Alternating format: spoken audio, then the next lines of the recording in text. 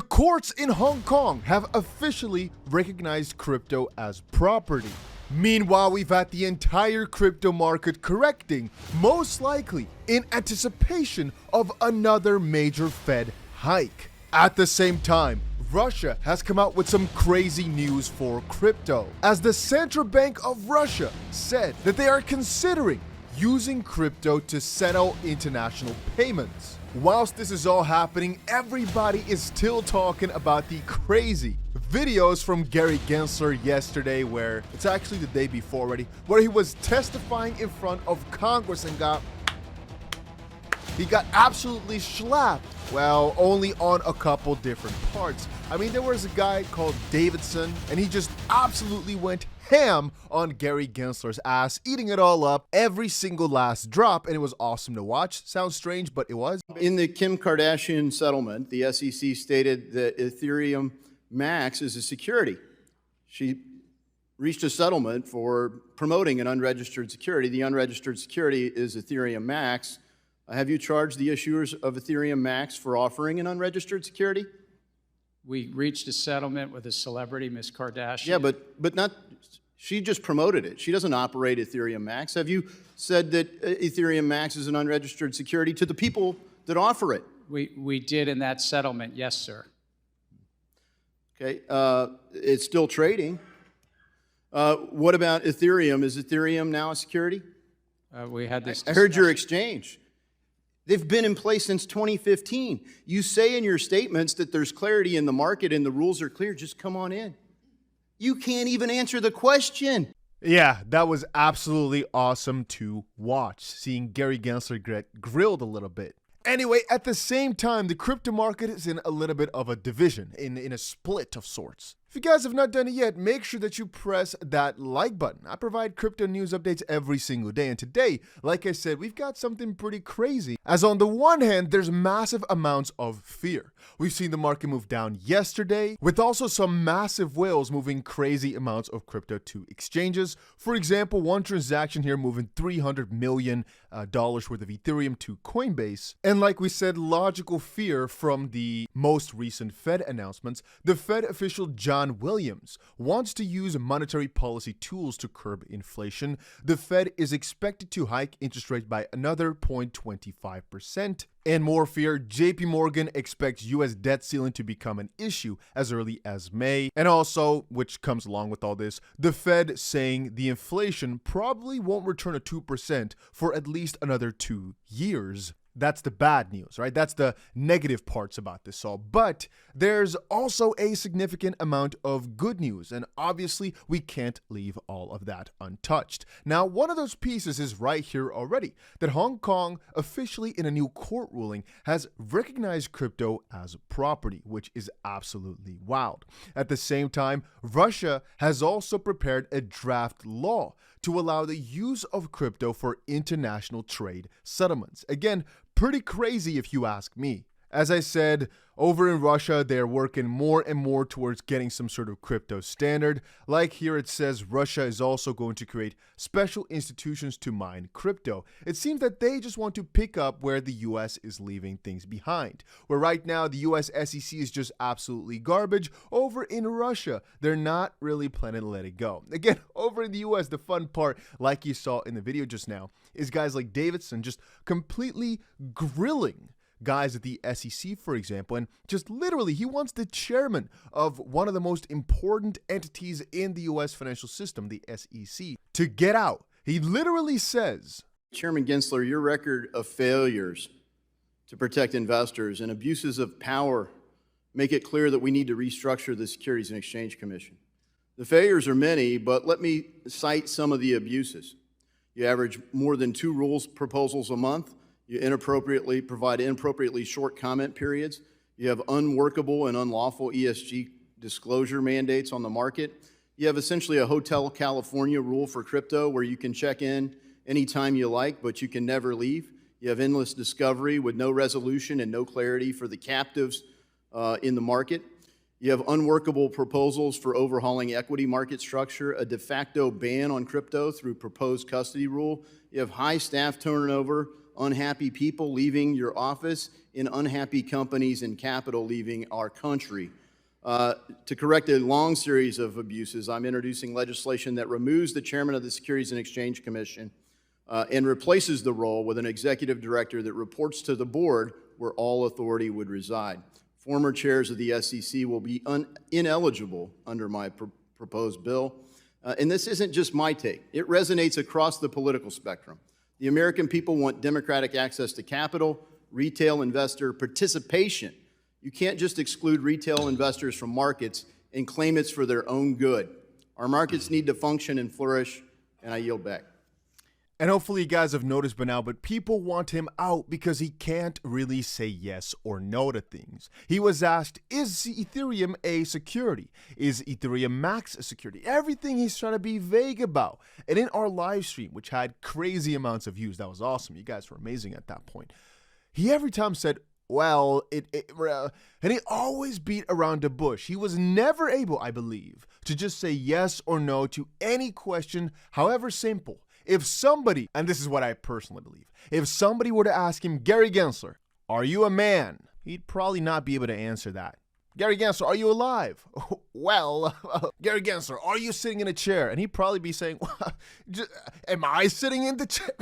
He'd probably come up with, well, technically we're all just like molecules. And so, at the same time, there's a crazy amount of news. I know I'm going left to right, and that's because, my guys, the crypto space is in such a strange position. We've got the White House saying there's evidence that China wants to weaken the US dollar, but that's logical. I mean, doesn't the US want to keep the dollar strong and want to keep, China's yuan at bay and vice versa? I mean, duh. So that's not really the most surprising thing, but the fact they wrote an article about it means they're quite scared about it. And that's, again, all the ties between the BRICS countries. Right now, they're forming a pretty significant bond over there, and they're taking over, guys. It's serious. The dollar is not in the best position it's been in for a little while. In the meantime, and this is also interesting, some other interesting news, Tesla did not sell any crypto, any Bitcoin in their first quarter of the year, was just released in their new Q1 earnings report. And one of the things that's most peculiar about today and about my entire week actually has been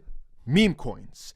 Yes, guys, I'm not joking. It's meme coins. Did I join many of them? Unfortunately not, because, well, Bitcoin was not moving in the best of direction, so I did not expect meme coins to do well right now. But from the dominance perspective, right now is indeed one of the best times to get into altcoins as well. Bitcoin basically reversed at this point for the last 2 years or so. You can see since May of 2021, it's been reversing in this region of roughly 47% or so. Right now, we're in that region, and so this little reverse here, that's, again, a lot of volume and a lot of money moving over into altcoins. Right now, a lot of coins like Pepe, AI Doge, maybe like Wojak or whatever. I don't really know. But just a lot of meme coins are taking off. And some guys, you can even see it from my Twitter here, right here at the bottom. You can see what's trending right now and who to follow, because it's freaking crazy. And I'm not sure if it was spearheaded by BitBoy. It kind of seems that way because, again, the memes are so strong. But Pepe is, quite logically a very well-known meme. It's just pretty crazy how much money people have made. I saw some guys turn $25 into like $1 million or so. Again, there's a difference between making it and being able to pull it out, but the amount of hype is just wild. Here you can see an early guy bought $27 and is now close to $1 million. The thing about it is these are very high risk and usually good opportunities in bullish markets, which right now doesn't seem to be the case. If this happened like last week, I would have been saying, you see guys, this is the fact that we're coming at the top of the bull market.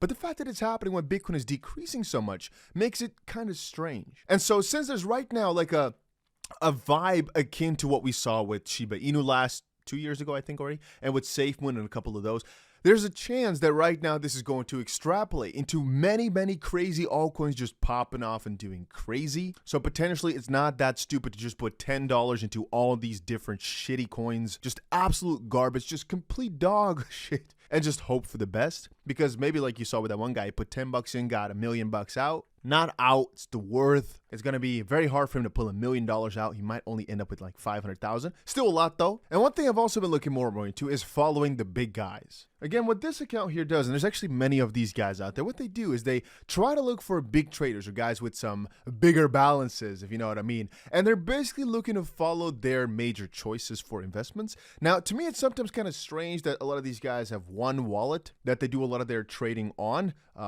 Just kind of peculiar. I'm not sure why they would do that. But apparently, if you really look closely, you can see what type of coins they're buying, when, and kind of why, mostly from their Twitter presences as well. And potentially you can kind of follow along with their profit and their actions. And I'd say don't trust their words, but trust their actions. For example, he stated a couple of days ago how bullish he was on Arbitrum, but right now he sold it 4 days later. So again, if you just listened to him and thought, hey, long-term thing, he might just buy it back, but he just sold it now to make a profit, which is what these guys are analyzing. And here's the thing. If you just follow some of these guys, because there's multiple of these people online, and see what they're doing and kind of follow along, there's probably a couple of guys that have inside information. If you follow along, very often, I don't think these guys are going to make losses, if you know what I mean. Some of them will, but most of the time, I think the big guys, they know what they're doing if they're buying such an altcoin. Again, here's a good example of the fact that it's not always. The impatient guy sold ARB at a loss again. He bought 1.35 million at 133 on March 23rd and sold at 128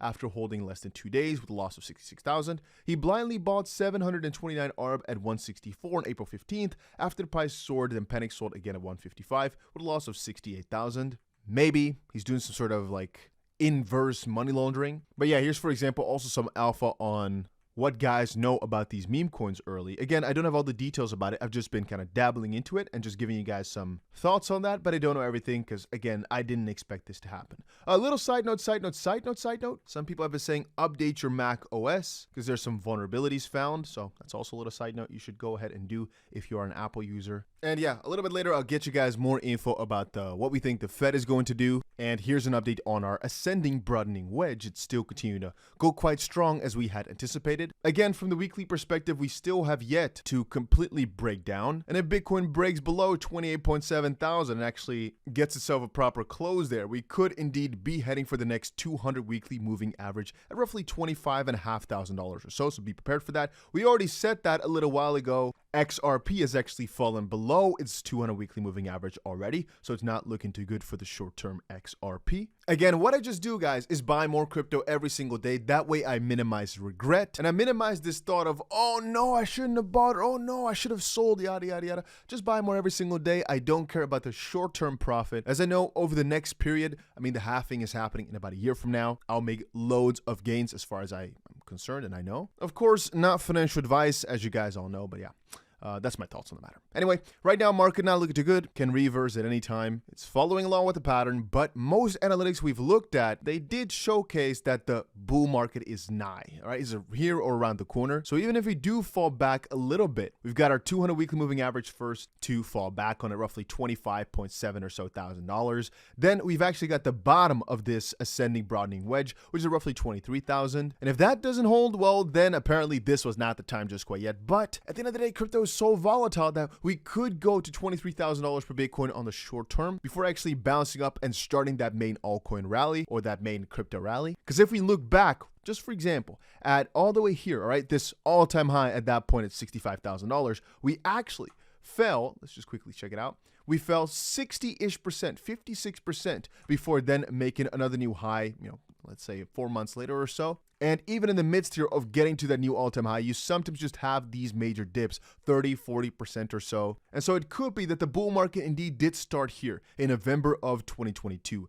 And right now, these are just dips in the road to getting to something way higher, as you're obviously going to have corrections in every single bull market, as well as history is also showcased to us. But yeah, that was it for today's video. I'll hopefully see you guys again tomorrow. And again, make sure you subscribe to the channel because, well, Ripple loss could be over any day. We could have some crazy news any day. You just want to be subscribed because, well, what if you otherwise miss something? So yeah.